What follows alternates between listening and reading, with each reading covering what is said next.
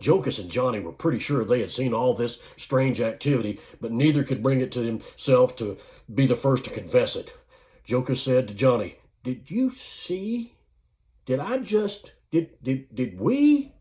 He couldn't bring himself to speak all the words out loud.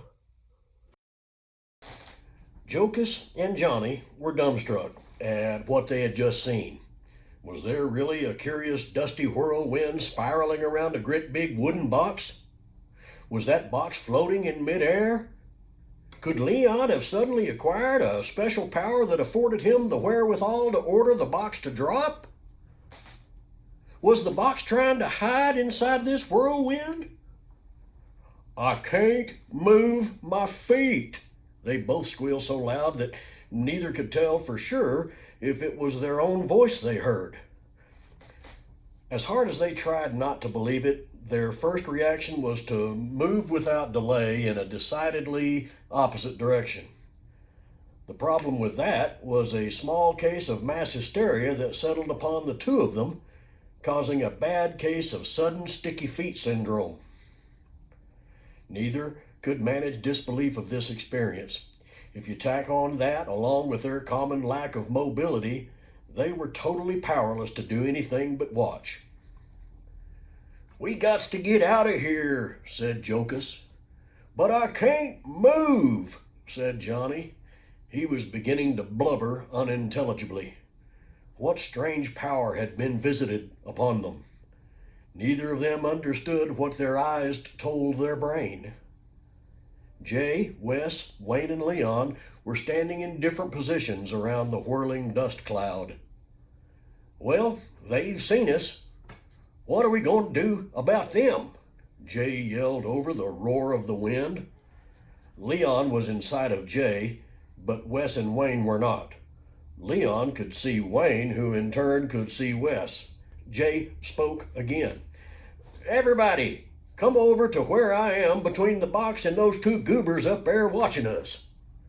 "Hey, one of them goobers is my brother," Leon protested.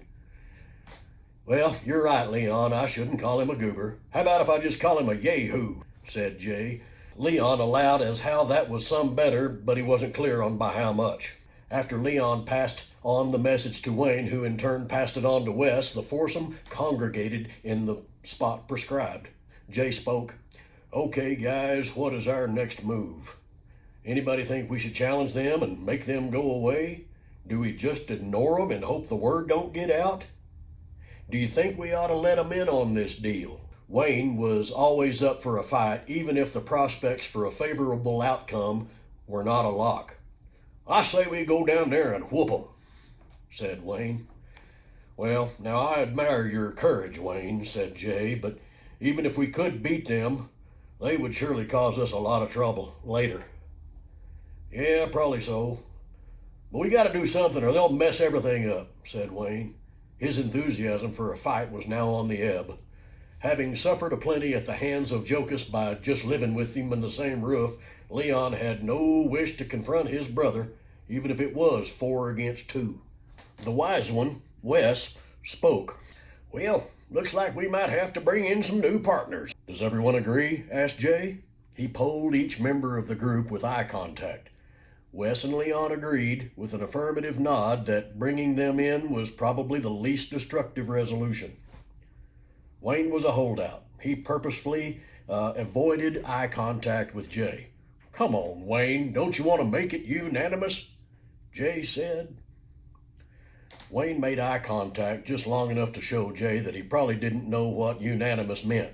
"Now, do you want to make the vote 4 out of 4 in favor of letting Jocus and Johnny in the group?" Jay asked patiently. Wayne said, "Well, when you put it that way, I guess I do want to make it unanimous." The votes had been cast, and the measure had been passed. Jay laid out a quick outline of what must happen now. First, a deal must be struck by the negotiating with Jocus and Johnny concerning their level of participation. Among other things, we need to explain to them what we have found and what our experience has been up to this point. We need to explain that this box has some sort of powers beyond our understanding. They need to know that great care and caution must be used in our dealings. Agreed? Everyone agreed. Okay, Leon, we need to command the box to let Jokus and Johnny free, but not before we talk to them. Let's go over there where they are and introduce them to the box. Following Jay's lead, the others moved slowly in the direction of the intruders. Wes and Wayne aligned themselves directly behind Jay, with Leon bringing up the rear from slightly safer distance behind them. As the gang of four approached the paralyzed two, the fear exhibited in the faces of Jokus and Johnny was pure and absolute. If they could speak, they would have said as much, but they couldn't even speak. Such was the power of the box over them. Jay spoke to them. "Hello, Jokus. Hello, Johnny. You guys doing all right?" Jay decided a calm and even-tempered approach would work the best as he eased into the subject of the box. Jokus and Johnny gave a muffled grunt and an almost imperceptible nod. Jay continued, "I'll take that as a positive response. What have you guys been up to today? See anything out of the ordinary?" This brought out another even louder grunt and a distant change in the coloration on Jokus's face. Jokus would obviously be the spokesman for the two. Unfortunately, he was still unable to speak, just grunt. "What's that you say, Jokus?" asked Jay. "You say you saw something?" Jay was on the verge of taunting when he finally asked, "Do you want to talk?" Jokus and Johnny managed to communicate an affirmative reply.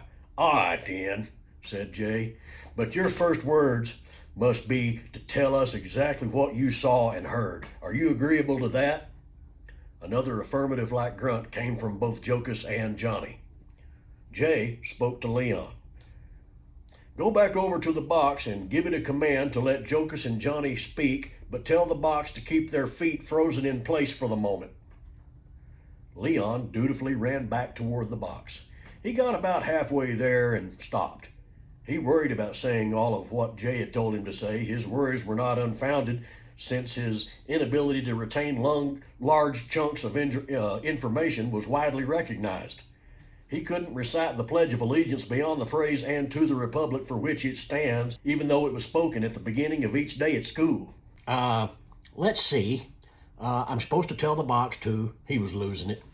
I'm supposed to say box. No, that's not right.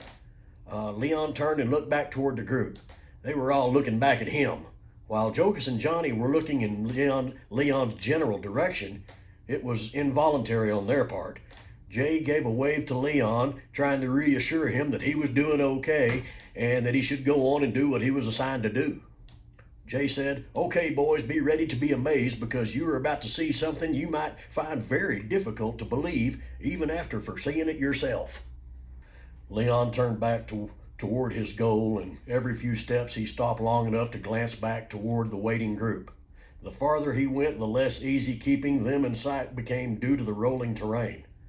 Leon was a fraidy cat by nature. He may have to be up there alone, but he could at least know by line of sight that his backup was still with him. Eventually, he reached a point where he could see both the box and see the others down the hill. The moment of truth had arrived. Leon prepared himself for the task at hand. To himself, Leon said, "Let's see. I need to tell the box to..." A wave of fear shot through his little body, and he realized he had lost track of the verbal script assigned to him by Jay. "Oh, no, I've forgotten," he said inwardly this time. He looked to the box. He looked back down the hill, back to the box. He was on the verge of tears when suddenly the box got his attention. He was defeated. His head was down, shoulders slumped forward, eyes were becoming wet, and his legs were crossed like someone who needed to visit a bathroom. This was the precise moment that the box took over. First the ground shook a little, and then an audible rumbling sound rippled the air. Leon raised his head with a whip and uttered a single sound. "Huh?" He saw the dusty dirt around the box that was loosened from before as it began to ripple across the ground in unison with the accompanying rumbling sounds. Leon's posture began to change. He was somehow calmed by the sights and sounds offered to him by the box. His fear was gone. His posture improved, but most importantly, his memory returned. Leon spoke. "Box!" he yelled so that all could hear, including Jocus and Johnny. "Box, I need you to allow Johnny and Jocus to speak, but do not allow their feet to move." The box shuddered a bit, the dust settled, and Leon prepared to return to the others. "Box, I'll be back," Leon said by way of salutation to the box. With that, he was gone downhill in a cloud of dust of his own making. "Jay, how did I do?" asked Leon. Before Jay could tell him that he had done fine, Leon got his answer from Jocus, who was now very ready to speak.